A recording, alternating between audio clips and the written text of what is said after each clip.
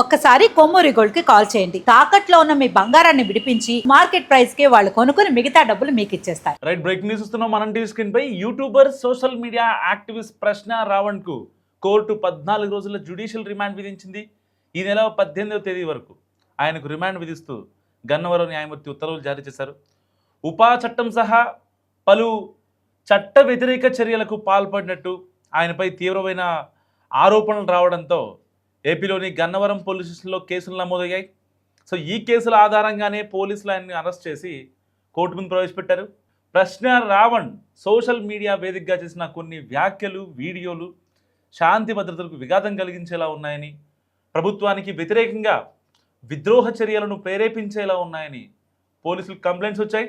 దీంతో గన్నవరం పోలీసులు రంగంలోకి దిగి ఆయనపై వివిధ సెక్షన్ల కింద కేసు నమోదు చేసి అరెస్ట్ చేశారు. సో మొదట 4 కేసుల్లో బెయిల్ పొందగా 5వ కేసులో ఆయన్ను మెజిస్ట్రేట్ ఎదుట హాజరుపరచగా కోర్టు 14 రోజుల రిమాండ్ ఖరారు చేసింది. సో భద్రతా కారణాల దృష్ట్యా న్యాయస్థానం ఆదేశాల మేరకు రావణ్ను వెంటనే నెల్లూరు సెంట్రల్ జైలుకు షిఫ్ట్ చేశారు. సో ఈ కేసులకు సంబంధించి పోలీసులు మరింత సమాచారం సేకరిస్తున్నారు. అయితే రావణ్ అరెస్ట్ను ఇరు తెలుగు రాష్ట్రాల పౌర సంఘాల నేతలు, ప్రజలు కొంతమంది ఖండిస్తున్నారు. అంటే పర్టికులర్గా దీంట్లో రావణ్ వెనుక ఎవరున్నారు అనే దాని గురించి కూడా ఇప్పుడు పోలీసులు తమ ఎంక్వైరీని చాలా ఫాస్ట్గా చేస్తున్నారు. సో ఇప్పటికే 4 కేసులు వచ్చాయి. 4 కేసుల్లో బెయిల్ వచ్చాయి. అండ్ 5వ కేసులో ఉపా చట్టం అయితే రాజద్రోహం కేసు పడగానే దాని తర్వాత సీన్ మారిపోయింది. 14 రోజుల రిమాండ్ విధించారు ఏదైతే గన్నవరం జడ్జి. సో ఇలాంటి నేపథ్యంలో అసలు ప్రశ్న రావణ్ మితిమీరి మాట్లాడటం ఎంతవరకు కరెక్ట్, అండ్ దాంట్లో ఏదైతే జూన్ 28న వీళ్ళు పెట్టిన సభ ఏదైతే ఉందో దళిత క్రైస్తవ శంకారావం అనే పేరుతో ఈ యొక్క సభను పెట్టారు. దళితులు చూస్తాం, క్రైస్తవులను చూస్తాం. దళిత క్రైస్తవుల్ని ఆ సమర శంకారావం అని, వాళ్ళని ఉత్తేజపరచడం కోసమని, వాళ్ళల్లో చైతన్యం రావాలని, సో ఇలాంటివి మనం కొన్ని అయితే క్రిస్టియన్స్ని ఇంకాస్త ముందుకు తీసుకెళ్ళడం కోసం మనం మాట్లాడుకుంటూ ఉంటాం. సో ఇలాంటి నేపథ్యంలో అసలు దళిత క్రిస్టియన్లు ఎవరు అనేది ఇప్పుడు చాలామంది అడుగుతున్న ప్రశ్న. నిజంగా ఏదైనా క్రిస్టియన్లకు కావచ్చు, దళితులకు కావచ్చు, ఏదన్నా జరగరాంది జరిగితే, వాళ్లకు అన్యాయం జరిగితే వాళ్ళు వెళ్ళి డైరెక్ట్గా గవర్నమెంట్కో లేదంటే ఎస్ఐలకో అడ్మినిస్ట్రేషన్ లెవెల్కో బ్యూరోక్రాట్స్కో చెప్పుకునే స్వేచ్ఛ నిజంగా ఆంధ్రప్రదేశ్లో లేదా? ఒకవేళ ఈ ప్రశ్న రావణ్ కావచ్చు, లేకపోతే ఇంకొకరు కావచ్చు, ఈ జడా శ్రవణ్ కుమార్ కావచ్చు, మాజీ జడ్జిగా ఉన్నటువంటి జడా శ్రవణ్ గారు కావచ్చు, సో ఇలా చాలామంది అదే వేదిక నుంచి అసందర్భ ప్రేలాపనలు యూజ్ చేశారు. అంటే పవన్ కళ్యాణ్ నోట్లో అని గ్యాప్ ఇచ్చి మాట్లాడటం ఎంతవరకు కరెక్ట్? ఇటు deputy speaker Raghurama Krishna Raju, deputy CM Pawan కళ్యాణ్పై, ఒక రాజ్యాంగబద్ధ పదవిలో ఉన్నటువంటి వాళ్ళపై నిజంగా వాళ్ళు ఏదన్నా మిస్టేక్ చేసి ఉంటేనో, లేదంటే మీరు తప్పు చేశారని మీ దాంట్లో ఒక వీడియో చేయండి. మీ యొక్క ఛానల్ ఉంది, దాంట్లో ప్రశ్న అనే పేరుతో ప్రశ్నిస్తున్నారు, ప్రశ్నించండి. కానీ ఆ ప్రశ్నకి ఎంత క్రెడిబిలిటీ ఉంది, ఎంత వ్యాలిడిటీ ఉంది అన్నది కూడా చాలా ఇంపార్టెంట్ ఇక్కడ. సో పర్టికులర్గా అయితే జూన్ 28న ఆ దళిత క్రైస్తవుల ఈ యొక్క సంఘం తరపున ఒక శంకారావం జరిగిందో, దాంట్లో దళితుల గురించి, క్రైస్తవుల గురించి, వాళ్ళ అభ్యుదయ పురోగతి గురించి, వాళ్ళ అభివృద్ధి గురించి, వాళ్ళ లక్ష్యాల గురించి ఎక్కడైనా డిస్కస్ చేశారా? కేవలం టార్గెట్ పవన్ కళ్యాణ్. ఎందుకు చేయాల్సి వచ్చింది అని చాలామంది ఇప్పుడు మాట్లాడుతున్న పరిస్థితి. ఒకరు కాదు, ఇద్దరు కాదు, కూటమి పెద్దలను టార్గెట్ చేయడం, లేదంటే రఘురామకృష్ణరాజుని ఇంత లావు ఉంటాడు, కోస్తే 2 ఊళ్ళకు సరిపోతాడని చెప్పి జడా శ్రవణ్ కుమార్ మాట్లాడటం నిజంగా ఎంతవరకు కరెక్ట్? సో ఈ ఎంటైర్ ఎపిసోడ్ పైన ఇప్పుడు ప్రశ్న రావణ్ వాళ్ళ వైఫ్ రియాక్ట్ అయింది. ఒక్కసారి ఆవిడ మాట్లాడిన మాటలు. అందరికీ నమస్తే అండి. ఏపీ గవర్నమెంట్కి ధన్యవాదాలండి. మమ్మల్ని మీరేం చేయాలనుకుంటున్నారో మాకు అర్థం కావట్లేదు. కానీ మా వారిని స్టేషన్ల మీద స్టేషన్లు తిప్పుతున్నారు.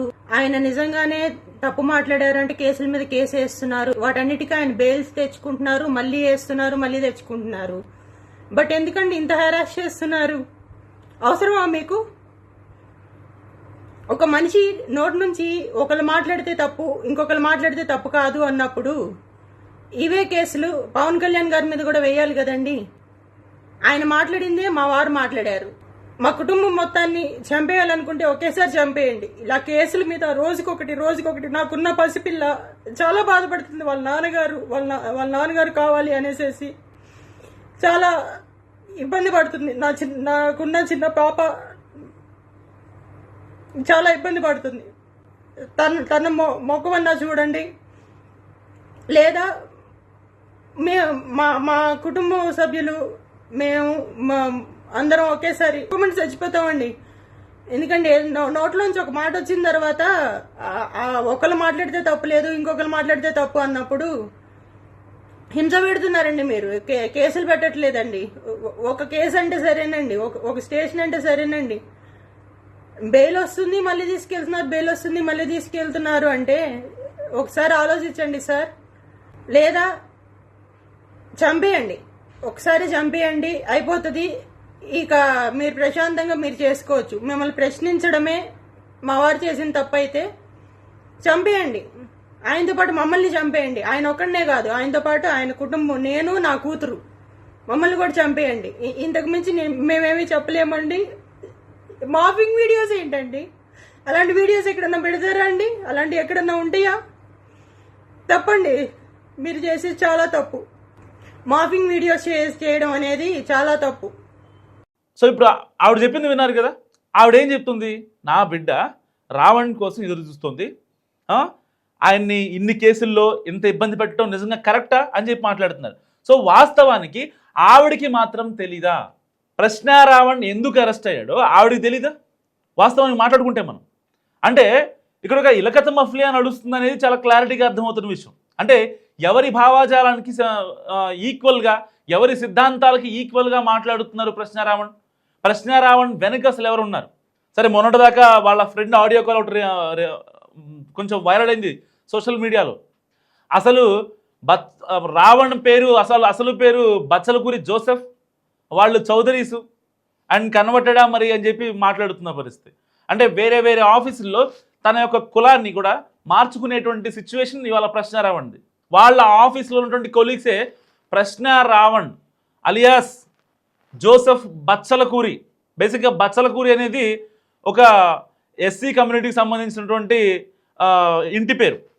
జోసెఫ్ మరి చౌదరి ఎలా యాడ్ అయింది?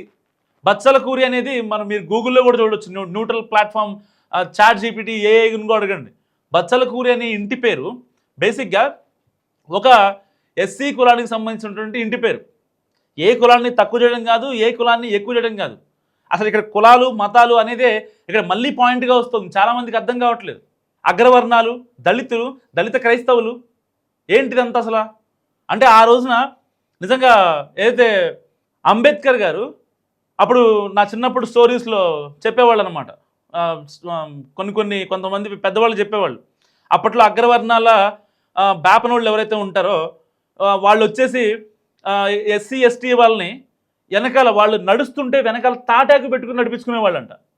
అంటే వాళ్ళు నడిచినప్పుడు ఆ ఫుట్ ప్రింట్ పడద్దు కదా, ఆ ఫుట్ ప్రింట్ అదే ప్లేస్లో అగ్రవర్ణాల వాళ్ళు అడుగు వేయకూడదు అని వాళ్ళ వెనకాల తాటాకు కట్టేవాళ్ళంట, మొలతాడి తాటాకు కట్టేవాళ్ళంట. అంటే దానివల్ల వాళ్ళు ఏదైతే స్టెప్ వేస్తారో ఆ ఫుట్ ప్రింట్ మొత్తం ఎరేజ్ అయిపోద్ది వెనకాల తాటాకుతో. అంత దారుణంగా అప్పట్లో జరిగేవేట. సో దాన్ని కాదనుకొని ఇదంతా ట్రాష్. సో ఇకపై వచ్చే జనరేషన్స్కి ఇలాంటి పిచ్చి మరకలు అంటకూడదు, ఈ చరిత్ర వాళ్ళు మర్చిపోవాలి, ఇకపై ఉండకూడదనే కదా దాదాసాహెబ్ అంబేద్కర్ గారు రాజ్యాంగం రాసింది. చాలా నీట్గా రాశారు.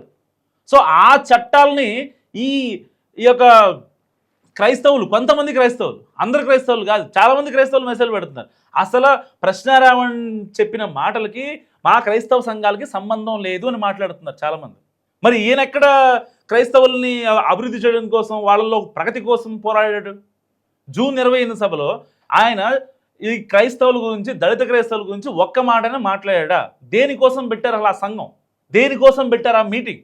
ఆల్రెడీ ఆ సంఘం మీటింగ్ జరగడానికి ముందే ఇటు జడా శ్రవణ్ కూడా ఒక చిన్న మీటింగ్ ఏర్పాటు చేశాడు రాజమండ్రిలో.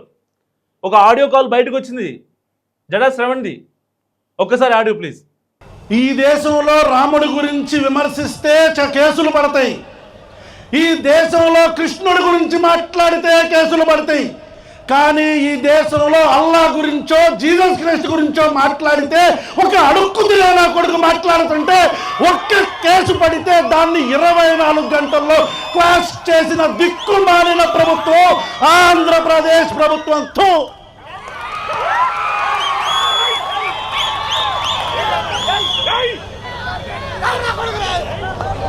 రే రాధా మనోహర్ దాస్ కొడక్క దొరుకుతావు.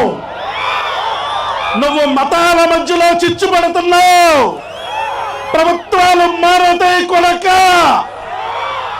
నీ బట్టలు పదీసి రోడ్డు మీద తొక్కి నారతీస్తామని పవన్ కళ్యాణ్ చెప్తాడు కదా, అలాగే తొక్కి నారతీస్తారు కొడక. సో విన్నారు కదా జడా శ్రవణ్ మాట్లాడిన మాటలు. అంటే ఒక చిన్న మీటింగ్ ఏదైనా జరిగితే దాని తర్వాత వచ్చే కాన్సిక్వెన్సెస్కి వెంటనే మేము అన్ని తగలబెట్టేస్తాం, బస్సులు లారీలు తగలబెట్టేస్తాం, ఇంకెప్పుడు మన క్రైస్తవ సంఘం బాగుపడేదని చెప్పి మాట్లాడుతున్నారు. అంటే ఒక మాజీ జడ్జిగా ఉన్నారు జడా శ్రవణ్ కుమార్ గారు. దీంట్లో కాన్స్పిరసీ లేదంటారా? ఇప్పటికే చాలామంది తన ఆడియోని రిలీజ్ చేశారు, లైక్ మహాసేన్ రాయేష్ లాంటి వాళ్ళు. ఒకవేళ జడా శ్రవణ్ ఆడియో దాంట్లో, ఆయన వాయిస్ దాంట్లో లేదు అంటే ఫుల్ వీడియో రిలీజ్ చేస్తామని చెప్పారు. ఇప్పటి వరకు జడా శ్రవణ్ దాని గురించి రెస్పాండ్ అవ్వలేదు. రావణ్పై రాజద్రోహం కేసు ఎలా చేస్తారని చెప్పి మాట్లాడుతున్నాడు. సరే, ఆయన పాయింట్ ఆఫ్ వ్యూ, ఆయనకి సెక్షన్లు మొత్తం తెలుసు కాబట్టి ఆయన ఏం మాట్లాడినా చెల్లుద్ది అని ఆయన అనుకుంటారు. బాగానే ఉంది, ఓకే. అలాంటి సెక్షన్ తెలిసిన వ్యక్తి అడ్డపందిలా ఉన్నాం, కోస్తే 2 ఊళ్ళు సరిపోతామని చెప్పి ఒక రాజ్యాంగ పదవిలో ఉన్నటువంటి డిప్యూటీ స్పీకర్ రఘురామకృష్ణ గారిని అనడం ఎంతవరకు కరెక్ట్? అంటే వాస్తవాలు అందరు దీంట్లో తెలియాలి. ఇక్కడ అంటే గతంలో ఉన్నటువంటి సిచ్యువేషన్స్ని, ఏదైతే స్వాతంత్రం రాకముందు ఉన్న సిచ్యువేషన్స్ని మళ్ళీ ఇప్పుడు పెట్టాలా?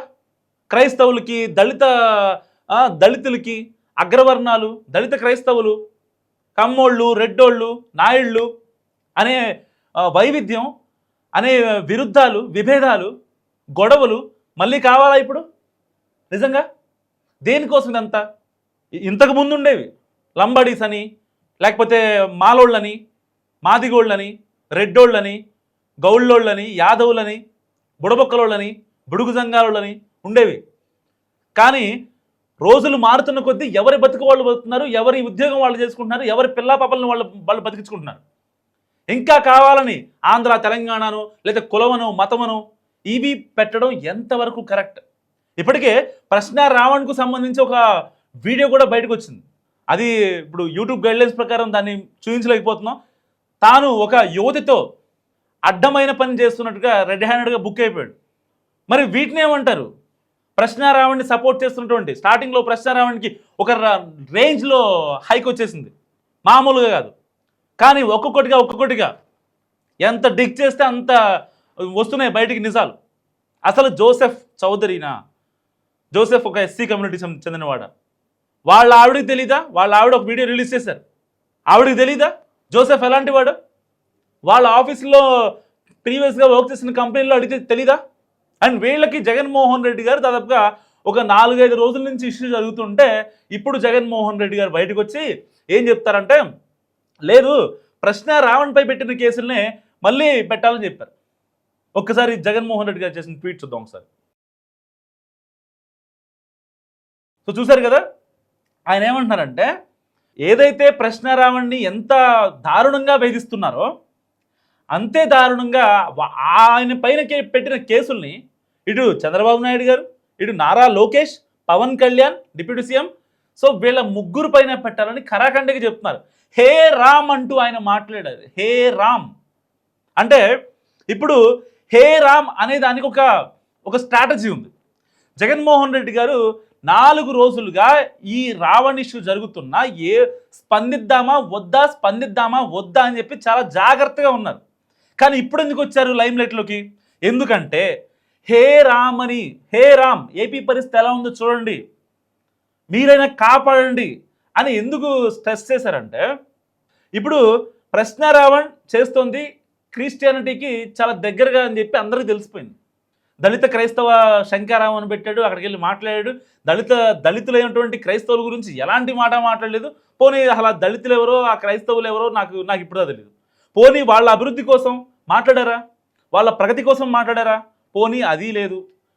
Target Pawan Kalyan, deputy speaker Raghurama Krishna Raju, Chandrababu, Nara Lokesh, Radha Manohar దాస్గా ఉంది. సో వీళ్ళందరూ ఎవరు? హిందువులు. సరే అంతకీ కాదనుకుందాం. ఇంకా లేదు అనుకుంటే ఈయన చేసిన వీడియోలు ఇప్పుడు తెగ వైరల్ అవుతున్నాయి సోషల్ మీడియాలో. దానికి సపోర్ట్గా జగన్మోహన్ రెడ్డి గారు ఏమంటారు? హే రామ్ ఏపీ పరిస్థితి ఎలా ఉందో తెలుసా అని చెప్పి ఆయన మాట్లాడిన తీరు నిజంగా ఎంత హాస్యాస్పదం. ఒకవేళ ప్రశ్న రావడానికి స్టార్టింగ్లోనే కనుక ఈయన సపోర్ట్ చేయాలనుకుంటే ఎలాంటి కండిషన్స్ లేకుండా డే 1 సపోర్ట్ చేయరా? ఎంతమందికి సపోర్ట్ చేయలేదు? అంబటి రాంబాబు, ఇంకా ఆయన కారు కింద చనిపోయే వాళ్ళని ఇంటికి కూడా వెళ్ళినటువంటి జగన్మోహన్ రెడ్డి గారు ఒక సాక్షాత్తు సీఎం చంద్రబాబు నాయుడిని అమ్మనాబూతులు తిడితే ఆయన వాళ్ళ ఇంటికి వెళ్ళి పరామర్శిస్తారు. పరామర్శించాల్సింది ఎవరిని? బుద్ధి చెప్పాల్సింది ఎవరికి? సరే చంద్రబాబు నాయుడు గారిని జగన్మోహన్ రెడ్డి గారు వెళ్ళి మాట్లాడడానికి కూడా అది వేరే విషయం. అట్లీస్ట్ జరిగిన తప్పు మనం కోల్పోయాం, చాలా కోల్పోయాం. 11 సీట్లే వచ్చాయి. సో జరగాల్సింది ఇది కాదు అని నేతలకి దిశానిర్దేశం చేయాల్సిన జగన్మోహన్ రెడ్డి గారే వాళ్ళని ఇష్టారాజ్యంగా వాళ్ళని వదిలేస్తే ఏమవుతుంది పరిస్థితి? ఇప్పుడు ఇదే విషయంలో ప్రశ్న రావణ విషయంలో కూడా జగన్మోహన్ రెడ్డి గారు చేసి తప్పదే. హే రామ్ అంటూ స్టార్టింగ్లో పోస్ట్ పెట్టారు. అది ఎంత కన్నింగ్ పోస్టో ఇప్పుడు మీకు చెప్తాను. మీకు దాని గురించి పర్టికులర్గా 4 రోజుల నుంచి ఈయన చేసే రప్చరు, ప్రశ్న రావణ చేసే హడావుడి, వాళ్ళ అనుచరులు రావటం, ఫాలోవర్స్ రావటం, జనసేన నేతల్ని, జనసేన కార్యకర్తల్ని, అభిమానుల్ని, పవన్ కళ్యాణ్ ఫ్యాన్స్ని ఇంకా రెచ్చగొట్టడం అక్కడ స్టేషన్ దగ్గర. మళ్ళీ ఏమనంటే కోడిగుడ్లతో దాడి చేశారు, లేకపోతే ఆ పిఎస్ దగ్గర గోడలు దూకి లోపలికి వచ్చే క్రమంలో ఆ ప్రశ్న రావణ్ని కొట్టడానికి వస్తున్నారు అని చెప్పి వాళ్ళకి సంబంధించిన మీడియా ఛానల్స్లో మాట్లాడుకోవడం, ఎవరికి నచ్చినట్టు వాళ్ళు మాట్లాడుకుంటున్నారు. వాస్తవానికి ప్రశ్న రావణ్ వెనకాల ఎవరున్నారనేది మరి కాసేపట్లో తెలిసిపోద్ది. 14 రోజులు రిమాండ్ విధించారు. వేసింది మామూలు కేసు కాదు, ఉపా చట్టం, రాజద్రోహం కేసు. ఒకవేళ శిక్ష కనుక ప్రూవ్ అయితే ఉరి శిక్ష కూడా పడే అవకాశం ఉంది. ఇది నేనుగా చెప్పేది, జడా శ్రవణ్ కుమార్ గారు చెప్పారు. ఆయన మాజీ జడ్జి, ఆయన తెలియని లెక్కల బొక్కలు కాదు ఇవన్నీ. సో ఇలాంటి నేపథ్యంలో హే రామ్ అంటూ జగన్మోహన్ రెడ్డి గారు చేసిన ట్వీట్ హిందూ వాళ్ళని కోల్పోకుండా, ఎందుకంటే బేసిక్గా జగన్మోహన్ రెడ్డి గారికి ఇటు క్రిస్టియన్ కమ్యూనిటీలో చాలా సాలిడ్ ఓటు బ్యాంక్ ఉంది. సో ఆ ఓటు బ్యాంకు ఎలాగైనా సరే పోకుండా, అండ్ నేను డైరెక్ట్గా క్రిస్టియన్స్కి సపోర్ట్ చేశానని చెప్తే హిందువుల్లో కొంచెం ఎస్కలేషన్స్ వచ్చే అవకాశం ఉంది. వాటికి కూడా ఎలాంటి తావు లేకుండా హే రామ్ అంటూ ఆయన ట్వీట్ చేశారు. నిజంగా సోషల్ యాక్టివిస్ట్ అనే పదానికి అర్థం ఏంటి? మీకు మాట్లాడే హక్కు ఉంది, ప్రశ్నించే హక్కు ఉంది, వీడియోలు చేసే హక్కు ఉంది. సరే మీరు అసలు జర్నలిస్టా, లేకపోతే యూట్యూబరా, కంటెంట్ క్రియేటరా, డిజిటల్ క్రియేటరా ఎవరికి తెలీదు. గతంలో కూడా ప్రశ్నించానంటారు, నేను సెక్యులర్ అంటారు, నాస్తికుని అంటారు. ఏంటి అసలు మీరు ఏ కులానికి, ఏ వర్గానికి చెందినవారు? ఎందుకంటే ఎవరి కులాన్ని, ఎవరి మతాన్ని అనడానికి ఎవరికీ హక్కు లేదు బేసిక్గా, అన్లెస్ వాళ్ళు మనసులో మాట చెప్పేంత వరకు. కానీ ఇక్కడ ప్రశ్న అనే ఒక ఛానల్ స్టార్ట్ చేసి రావణ్ అని చెప్పుకుంటాడు. ఇతని గురించి పోలీసులు ఎంక్వైరీ చేస్తే జోసెఫ్ బచ్చలకూరి అని తెలుస్తుంది. వాళ్ళ ఫ్రెండ్స్ ఏమో వాళ్ళు చౌదరీస్ అని చెప్తాడు. మరి బచ్చలకూరి జోసెఫ్ చౌదరి ఎలా అయ్యాడు? బచ్చలకూరి ఆబ్వియస్లీ ఒక ఎస్సీ కమ్యూనిటీకి సంబంధించినటువంటి ఇంటి పేరు, దానికి చౌదరి ఎలా అయింది? లేదంటే వాళ్ళ నాన్న కావచ్చు, వాళ్ళ తాత కావచ్చు, ఎవరన్నా చౌదరీస్ అయి ఉండాలి, అంతే కదా మనకు తెలిసిన ఇన్ఫర్మేషన్ ప్రకారం. అంతకు మించి ఛాన్స్ లేదు. కన్వర్ట్ అయి ఉండాలి, లేదంటే వాళ్ళ తాతో వాళ్ళ నానో అయి ఉండాలి. సో ఇప్పుడు అతని గురించి 2 తెలుగు రాష్ట్రాల్లో చర్చ గట్టిగా జరుగుతుంది. చాలామంది మాట్లాడుతున్నారు, లేదు ఇదొక అసలు ప్రశ్నిస్తే కేసులు పెట్టేస్తారా అని. అండ్ ఇంకో విషయం ఏంటంటే తెలంగాణకు సంబంధించిన జర్నలిస్టులు ఎవరైతే ఉన్నారో కొంతమంది, ఇక వాళ్ళ పేర్లు నేను చెప్పాల్సిన అవసరం లేదు, మీకు తెలుసు. వాళ్ళు మాట్లాడే మాటలు ఏంటంటే, ప్రశ్న రావండి కావచ్చు, కేవీఆర్ జర్నలిస్ట్ కేవీఆర్, ఆయన ఉస్మానియా యూనివర్సిటీలో మరి గోల్డ్ మెడలిస్ట్ ఏదో అంట కేవీఆర్ గారు. సరే ఆయన జర్నలిస్టే, ఆయన ఒప్పుకుందాం. సరే ఈ రావణ్ అంటే యూట్యూబర్, వదిలేద్దాం, జర్నలిస్ట్ కదా. ఓకే, మీరు ఒక పార్టీకి సేవ చేద్దాం అనుకున్నారు, ఒక పార్టీ ముద్ర మీ మీద వేసుకుందాం అనుకుని ఫిక్స్ అయిపోయారు. ఓకే ఫైన్, అంతవరకు బాగానే ఉంది. మరి అక్కడ నుంచి ఒక పార్టీకి మీకు ఫండ్ చేస్తుందంటే, ఒక పార్టీకి సంబంధించిన వ్యక్తులు మీకు సపోర్ట్గా ఉన్నారంటే ఆబ్వియస్లీ మీరు రిస్క్ తీసుకోవాలి కదా. మీరు మాట్లాడిన మాటలు ఎన్ని బూతులు ఉన్నాయి మీ మాట్లాడిన మాటలు, ఎంతమందిని తిట్టారు మీరు? అసలు జర్నలిస్ట్ కేవీఆర్ అనే వ్యక్తి ఏ ఛానల్లో, ఏ శాటిలైట్ ఛానల్స్లో, ఏ వార్తాపత్రికల్లో చేశాడో ఎవరికి తెలియదు. ఆయనకంటూ ఒక ఛానల్ పెట్టుకున్న తర్వాత అందరికీ తెలుసు, ఓకే ఈయన జర్నలిస్ట్ కేవీఆర్ ఉస్మానియా యూనివర్సిటీలో జర్నలిజం చేశాడు అండ్ గోల్డ్ మెడలిస్ట్ కూడా అని చెప్పి చాలామంది తెలిసింది. ఆయన అరెస్ట్ చేసిన తర్వాతేగా. ఎందుకు అరెస్ట్ చేశారు? ఆయన మాట్లాడిన మాటలేంటి ఎవరికి పట్టదు. గతంలో సరిగ్గా గుర్తెచ్చుకోండి, కూటమి ప్రభుత్వం వచ్చాక ఎవరి అయినా సవాల్ డోర్ డెలివరీ అయినా, లేదంటే కనుక శిరోముండనం చేశారా, డాక్టర్లను చంపేశారా పిచ్చోళ్ళు అని చెప్పి, లేకపోతే ఎవరన్నా ఇబ్బంది పెట్టారా? ఏం జరిగాయి అసలు? వైసీపీ గవర్నమెంట్లో జరిగిన అరాచకాలు దళితుల మీద, ఏదైతే వీళ్ళు చెప్తున్నారో దళిత క్రైస్తవుల మీద జరిగినటువంటి అన్యాయాలు, అరాచకాలు కూటమి ప్రభుత్వంలో జరిగాయా? ఆన్ రికార్డ్ చెప్పండి. నిజంగా ఆన్ రికార్డ్ మీకేమన్నా సంథింగ్, ఫర్ ఎగ్జాంపుల్ అయితే పిఠాపురంలో కావచ్చు, అక్కడ ఉండి కాన్స్టిట్యున్సీలో కావచ్చు, దళితులకి అన్యాయం జరిగింది అంటున్నారు. మనంటి వేదిక చెప్తున్నా, నేను వాళ్ళకి తోడుంటా. క్రైస్తవులకి పర్టికులర్గా ఆ ప్రాంతంలో ఉన్న, ఆ స్కూల్లో ఉన్న పిల్లల్ని, వాళ్ళ అమ్మ నాన్నని చాలా దారుణంగా మాట్లాడారు. నాయుళ్ళు వచ్చి మీరు మాలోళ్ళు, మీరు మాదిగోళ్ళు అని చెప్పి మాట్లాడారు అంటున్నారు. ఒక కేసు నా ఫైల్ అయిందా? దానికి సంబంధించి పెయిడ్ ఆర్టిస్టులు ఇంటర్వ్యూ చేస్తే మరి లోపలేరా? అది ఎంత చాలా పెద్ద ఇష్యూ, సెన్సిటివిటీ ఉంటుంది. ఇప్పుడు ఒక కేసులో ఫర్ ఎగ్జాంపుల్ పోలీసు వాళ్ళే ఉన్నారు, ఒక మంచివాడికి శిక్ష పడుతుందంటే ఇద్దరు చెడ్డవాళ్ళని బయటకు వదిలేస్తారు. ఎందుకంటే మంచివాడు ఇంపార్టెంట్, వాడికి శిక్ష పడకూడదు, అనవసరంగా వాడి జీవితం ఖరాబ్ అవ్వకూడదు. కాబట్టి ఇద్దరు మూర్ఖుల్ని, ఇద్దరు టెర్రరిస్టులైనా వదిలేస్తారు. ఇలాంటి కొన్ని రూల్స్ ఉంటాయి. అలాంటివి ఉన్న మన భారత రాజ్యాంగంలో రాజ్యాంగాన్ని అవహేళన చేస్తాం, అపహాస్యం చేస్తాం, రాజ్యాంగ పదవిలో ఉన్న వాళ్ళని నిందిస్తాం, తిట్టేస్తాం, ఛానల్ ఉంది మాట్లాడేస్తాం, ఎలివేషన్స్, బీజిఎంలు, ఆ ర్యాంపేజ్లు, నలుగురు బాడీ గార్డులు వేసుకొని ఎలా పడితే అలా మాట్లాడేస్తాం. ఎన్ని నెగిటివ్ కామెంట్ వస్తుందో తెలుసా? డే 1 పాజిటివ్ కామెంట్ వచ్చింది రావణ్కి. ఆ తర్వాత ఎంతమంది ఎన్ని రకాలుగా తిడుతున్నారు తెలుసా? స్టార్టింగ్లో క్రిస్టియానిటీ సంబంధించినటువంటి చాలామంది పాజిటివ్ కామెంట్లు పెట్టేవాళ్ళు, ఇప్పుడు వాళ్ళలో కూడా పాజిటివిటీ లేదు. ఎంత దారుణంగా అయిపోయింది సిచ్యువేషన్, అంత దారుణంగా అయిపోయింది. సో ఇలాంటి నేపథ్యంలో అసలు ప్రశ్న రావణ్ మీద రాజద్రోహం కేసు పెట్టడం కరెక్టా కాదా? మస్ట్ కామెంట్ చేయండి.